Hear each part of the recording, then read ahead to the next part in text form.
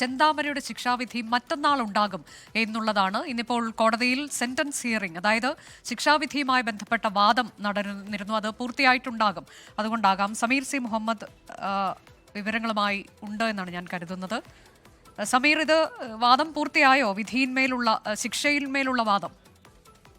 അനുജ, നിലവിൽ വാദം പൂർത്തിയായിരിക്കുകയാണ്. ശിക്ഷ വിധിക്കൽ മറ്റന്നാളത്തേക്ക് മാറ്റിവെച്ചിരിക്കുകയാണ്. പാലക്കാട് 4ാം അഡീഷണൽ ജില്ലാ കോടതി കൊന്നത്ത് ജോർജ് മുമ്പാകെയാണ് ഇന്ന് വാദം നടന്നിരിക്കുന്നത്. പോത്തുണ്ടി സജിത കൊലക്കേസുമായി ബന്ധപ്പെട്ടാണ് ഇവിടെ വാദം നടന്നിട്ടുള്ളത്. പ്രതി ചെന്താമരയെ ഓൺലൈനായാണ് കോടതിയിൽ ഹാജരാക്കിയിരിക്കുന്നത്. വധശിക്ഷ വേണമെന്ന് പ്രോസിക്യൂട്ടർ ആവശ്യപ്പെടുകയും ചെയ്തു. ഇതേ കേസിന് പിന്നാലെ ഇരട്ടക്കൊല അടക്കം ഈ പ്രതി നടത്തിയെന്ന് പ്രോസിക്യൂഷൻ ചൂണ്ടിക്കാണിച്ച്, മാത്രമല്ല രാജീവ് ഗാന്ധി വധക്കേസിലെ പ്രതികളുടെ ശിക്ഷാവിധി അടക്കം പ്രോസിക്യൂട്ടർ പരാമർശിച്ചുകൊണ്ടായിരുന്നു വാദം നടത്തിയിട്ടുണ്ടായിരുന്നത്. എന്നാൽ പരോൾ പോലും അനുവദിക്കാതെ ശിക്ഷ വിധിക്കണമെന്നുള്ളതായിരുന്നു പ്രോസിക്യൂഷൻ ആവശ്യം ഉന്നയിച്ചത്. എന്നാൽ ഇതുമായി ബന്ധപ്പെട്ട് പ്രതിഭാഗം വക്കീൽ പറഞ്ഞിട്ടുള്ളത് ശിക്ഷയിൽ ഇളവ് വേണമെന്നുള്ളതാണ് പ്രധാനമായും ആവശ്യപ്പെട്ടത്. ഇരട്ട കൊലപാതകം ഈ കേസുമായി കൂട്ടിക്കെട്ടരുത്, അത് സമൂഹത്തെ ബാധിക്കുന്ന ഒരു കേസല്ല എന്നും ഈ പ്രതിഭാഗം വാദിച്ചു. ഒപ്പം തന്നെ അപൂർവങ്ങളിൽ അപൂർവമായ കേസല്ലെന്നും പ്രതിഭാഗം വാദിക്കുന്ന ഒരു സാഹചര്യം ഉണ്ടായി. മുമ്പ് ക്രിമിനൽ പശ്ചാത്തലമുള്ളയാളല്ല, അല്ലെങ്കിൽ നേരത്തെ ഒരു ക്രിമിനൽ കുറ്റമോ പെറ്റിക്കേസ് പോലും ഇല്ലാത്തയാളാണ് ഈ പ്രതിയെന്നും ഈ പ്രതിഭാഗം വക്കീൽ ചൂണ്ടിക്കാണിച്ചു. ഒരു തെളിവ് പോലും ഇല്ലാത്ത കേസാണ് ണെന്നും വാദിക്കുകയുണ്ടായി. ഇതൊക്കെ പരിഗണിച്ച് ഇതൊക്കെ തന്നെ വളരെ വിശദമായി തന്നെ കോടതി കേട്ടു. ഇനി മറ്റന്നാൾ ശനിയാഴ്ചയാണ് ഇതുമായി ബന്ധപ്പെട്ട വിധി അല്ലെങ്കിൽ ശിക്ഷ വിധിക്കുക എന്നുള്ളതാണ് കോടതി ഉത്തരവിട്ടിരിക്കുന്നത്. 2019 ഓഗസ്റ്റ് 31-നാണ് ഈ ചെന്താമര ക്രൂരമായ ഈ കൃത്യം നടപ്പിലാക്കിയിരിക്കുന്നത്. ഈ സജിതയെ അവരുടെ വീട്ടിൽ അതിക്രമിച്ചു കയറി കൊലപ്പെടുത്തുകയായിരുന്നു. അതിന് പിന്നാലെയാണ് 2025 ജനുവരി 27-ന് ഈ സജിതയുടെ ഭർത്താവിനെയും ഒപ്പം തന്നെ ഭർത്തൃമാതാവ് ലക്ഷ്മിയെയും കൊലപ്പെടുന്ന ഒരു സാഹചര്യം ഉണ്ടായത്. ഇതിൽ സജിത കൊലക്കേസുമായി ബന്ധപ്പെട്ടാണ് ഇപ്പോൾ കോടതി ശിക്ഷ വിധിക്കുന്നതിന് വേണ്ടി മറ്റന്നാളത്തേക്ക് മാറ്റിവെച്ചിരിക്കുന്നത്. കഴിഞ്ഞ ദിവസം ഈ ചെന്താമര പ്രതിയാണെന്ന് കോടതി കണ്ടെത്തിയിട്ടുണ്ടായിരുന്നു. സജിതയെ കഴുത്തിന് പിന്നിലും തോളിലും വെട്ടേറ്റ നിലയിൽ അവരുടെ വീട്ടിൽ കാണപ്പെടുന്ന ഒരു ഘട്ടമായിരുന്നു അന്ന് ഉണ്ടായിരുന്നത്. അവരുടെ ഭർത്താവോ അല്ലെങ്കിൽ മക്കളും തന്നെ വീട്ടിൽ ഉണ്ടായിരുന്നില്ല. പിന്നീട് പോലീസ് വിശദമായ അന്വേഷണം നടത്തി ഈ വീടിനകത്ത് ഈ ചോര പതിഞ്ഞ കാൽപ്പാടുകൾ ഈ ചെന്താമരകളാണെന്ന് അന്ന് പോലീസ് കണ്ടെത്തിയിട്ടുണ്ടായിരുന്നു. മാത്രമല്ല ഈ ചെന്താമരയും ഈ സജിതയും തമ്മിലുള്ള പിടിവലിക്കിടെ അവരുടെ ഈ ചെന്താമരയുടെ ഷർട്ടിന്റെ പോക്കറ്റ് കീറി അതിന്റെ ഒരു ഭാഗം ആ വീട്ടിൽ നിന്ന് കണ്ടെത്തുകയും ചെയ്തു. ഇത് രണ്ടുമാണ് ഈ കേസിൽ അതിനിർണായകമായ തെളിവായി മാറിയിരിക്കുന്നത്. മാത്രമല്ല ഈ ചെന്താമരയുടെ വസ്ത്രം തന്നെയാണ് ഇത് എന്ന് ചെന്താമരയുടെ ഭാര്യ സ്ഥിരീകരിക്കുന്ന ഒരു മൊഴിയും പോലീസിന് ലഭ്യമായി. മാത്രമല്ല ഈ കൊലയ്ക്ക് വേണ്ടി ഉപയോഗിച്ചിരിക്കുന്ന ആയുധം ഭാര്യ തിരിച്ചറിയുന്ന ഒരു ഘട്ടമുണ്ടായി. ഇങ്ങനെ ഇവയെല്ലാം തന്നെ കേസിൽ നിർണായകമായ ഒരു തെളിവായി മാറുകയാണ്. മാത്രമല്ല ഈ ചെന്താമര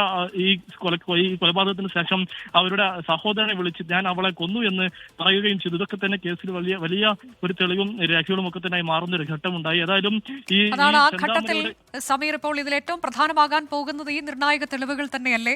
ഇതിൽ ഈ ചോരപ്പാട് കലർന്ന കാൽപ്പാടുകൾ കൂടാതെ വസ്ത്രം അത് തിരിച്ചറിഞ്ഞത് ഭാര്യ തന്നെയാണ്, ചെന്താമരയുടെ ഭാര്യ തന്നെയാണ് എന്നൊക്കെയുള്ളത് വളരെ പ്രധാനമാകാൻ പോവുകയല്ലേ? സാക്ഷി മൊഴികളുണ്ട്.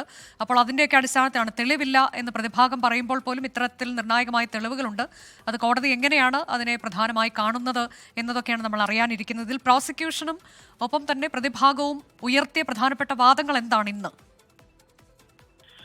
പ്രധാനമായും ഇയാളൊരു ക്രിമിനൽ പശ്ചാത്തലമുള്ള ആളാണ്, ഒരു കുറ്റവാളി തന്നെയാണ്. അതുകൊണ്ട് തന്നെ ഇയാൾക്ക് അർഹമായ വധശിക്ഷ തന്നെ വേണമെന്നുള്ളതാണ് പ്രോസിക്യൂഷൻ പ്രധാനമായും ആവശ്യപ്പെട്ടത്. ഇതേ കേസിൽ പിന്നാലെ ഇയാൾ ഇരട്ട കൊലപാതകം നടത്തിയെന്നും ഈ പ്രോസിക്യൂഷൻ വളരെ കൃത്യമായി തന്നെ സൂചിപ്പിക്കുന്ന ഒരു സാഹചര്യം ഉണ്ടായി. മാത്രമല്ല ഈ രാജീവ് ഗാന്ധി വധക്കേസിലെ പ്രതികളുടെ ശിക്ഷ അടക്കം ഈ പ്രോസിക്യൂട്ടർ പരാമർശിച്ചുകൊണ്ടാണ് പ്രധാനമായും വാദം നടത്തിയിട്ടുള്ളത്. മാത്രമല്ല ഇയാൾ സമൂഹത്തിന് തന്നെ ഭീഷണിയാണ്. പ്രത്യേകിച്ച് ഇയാൾ ഈ സജിതക്ക് പിന്നാലെ രണ്ടുപേരെ കൊലപ്പെടുത്തിയയാളാണ്. അതുകൊണ്ട് തന്നെ പരോൾ പോലും അനുവദിക്കാതെയുള്ള ശിക്ഷയാണ് ഇയാൾക്ക് വേണ്ടത്. അല്ലാത്ത പക്ഷം ഇയാൾ വലിയ ഭീഷണിയാണ് ഉയർത്തുന്നത് എന്ന അടക്കം ഈ പ്രോസിക്യൂഷൻ ചൂണ്ടിക്കാണിക്കുന്നു എന്നുള്ളതാണ് ഏറ്റവും പ്രധാനപ്പെട്ട കാര്യം. നേരത്തെ കൃത്യമായ തെളിവുകളും സാക്ഷിമൊഴികളും ഒക്കെ തന്നെ ഉള്ള കാര്യം പ്രോസിക്യൂഷൻ വളരെ കൃത്യമായി തന്നെ പറഞ്ഞു. അതിന് പിന്നാലെയാണ് ഈ പ്രതിഭാഗവും വാദം ഉയർത്തിക്കൊണ്ട് ശിക്ഷയ്ക്ക് വേണ്ടി വാദിക്കുന്ന ഒരു ഘട്ടമുണ്ടായത്. ഇവയെല്ലാം തന്നെ ശേഷമാണ് 18-ാം തീയതി ശനിയാഴ്ച വധശിക്ഷ വിധിക്കാൻ വേണ്ടി ശിക്ഷ വിധിക്ക് വേണ്ടി മാറ്റിവെച്ചിരിക്കുന്നത്. ശനിയാഴ്ച ഈ കേസ് വീണ്ടും പരിഗണിക്കും. അന്നായിരിക്കും ഏത് തരത്തിലുള്ള ശിക്ഷ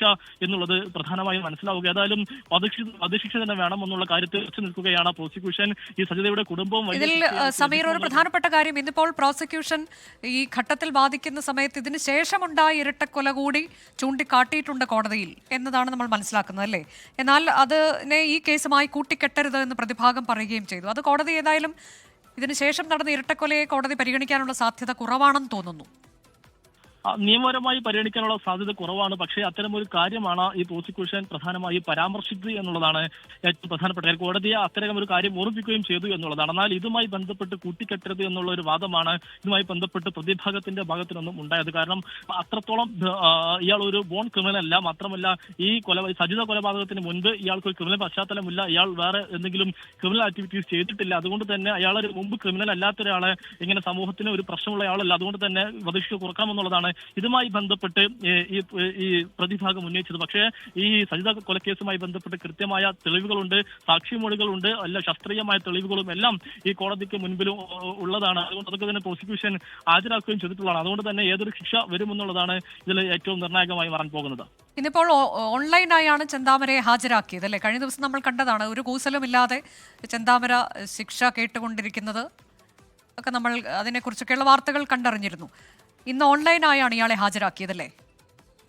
അനുജ, തീർച്ചയായും ചില എന്തെങ്കിലുമൊക്കെ പ്രശ്നങ്ങളോ മറ്റോ ഉണ്ടാകാനുള്ള സാധ്യത കണക്കിലെടുത്താണ് ഇത്തരത്തിൽ ഈ പ്രതി ചെന്താമരയെ ഓൺലൈനായി ഹാജരാക്കിയിരിക്കുന്നത്. കഴിഞ്ഞ തവണ നേരിട്ട് കോടതിയിൽ ഹാജരാക്കിയിരുന്നു. ഇത്തവണ ഓൺലൈനായി ഇയാളെ ഹാജരാക്കുകയാണ് ഉണ്ടായത് എന്നുള്ളതാണ് ഏറ്റവും പ്രധാനപ്പെട്ട കാര്യം. എന്തെങ്കിലുമൊക്കെ ഈ നിയമപരമായിട്ടുള്ള മറ്റു പ്രശ്നങ്ങളോ എന്തെങ്കിലും പ്രശ്നങ്ങൾ ഉടലെടുക്കുന്ന ചാൻസ് ഉണ്ട് എന്നുള്ളത് കണക്കാക്കിക്കൊണ്ടാണ് ഇത്തരത്തിൽ ഒരു തീരുമാനത്തിലേക്ക് കടന്നത് എന്നുള്ളതാണ് നമ്മൾ മനസ്സിലാക്കുന്നത്. ഏതാണ്ട് ഒരു മുക്കാൽ മണിക്കൂറോളം ഈ വാദം കോടതിക്കകത്ത് നടന്നു എന്നുള്ളതാണ്. കോടതി വളരെ വിശദമായി തന്നെ എല്ലാം കേൾക്കുകയും ചെയ്തു എന്നുള്ളതാണ്. നേരത്തെ തന്നെ ചെന്താമര കുറ്റക്കാരനാണെന്ന് കോടതി കണ്ടെത്തിയിട്ടുള്ളതാണ്. പക്ഷേ ഇനി എന്ത് വിധി എന്നുള്ളതാണ് ഏറെ പ്രധാനപ്പെട്ടതായിട്ടുള്ള ഒരു കാര്യം. അനുജ, അതാണ് ശിക്ഷാവിധി എന്താകുമെന്നുള്ളത് അറിയാൻ ഒരു ദിവസം കൂടി കാത്തിരിക്കണം. മറ്റന്നാളാണ് ചെന്താമരയുടെ ശിക്ഷാവിധി പ്രഖ്യാപിക്കുന്നത്. കോടതി ഇന്നിപ്പോൾ അതിന്മേലുള്ള വാദമാണ് നടന്നത്. അത് പൂർത്തിയായിരിക്കുന്നു. വധശിക്ഷ നൽകണമെന്ന് പ്രോസിക്യൂഷൻ ആവശ്യപ്പെടുമ്പോൾ അത് പാടില്ല എന്നുള്ളതാണ്. അപൂർവങ്ങളിൽ അപൂർവമായ കേസല്ല എന്നതാണ് പ്രതിഭാഗത്തിന്റെ വാദമായി ഉണ്ടായത്. ഒപ്പം അതിനുശേഷം നടന്ന ഇരട്ടക്കൊലയെ ഈ കേസുമായി കൂട്ടിക്കെട്ടേണ്ടതില്ല എന്നുകൂടി പ്രതിഭാഗം വാദിച്ചിട്ടുണ്ട്. കോടതിയുടെ തീരുമാനം എന്താകുമെന്നത് മറ്റന്നാൾ അറിയാം. ലോകത്തെവിടെയായാലും ഏത് സമയത്തും 24 വാർത്തകളും ഓഗ്മെന്റഡ് റിയാലിറ്റി പാക്കേജുകളും എക്സ്പ്ലെയിനറുകളും വിശദമായി കാണാൻ ഞങ്ങളുടെ യൂട്യൂബ് ചാനൽ നിങ്ങൾക്ക് സബ്സ്ക്രൈബ് ചെയ്യാം.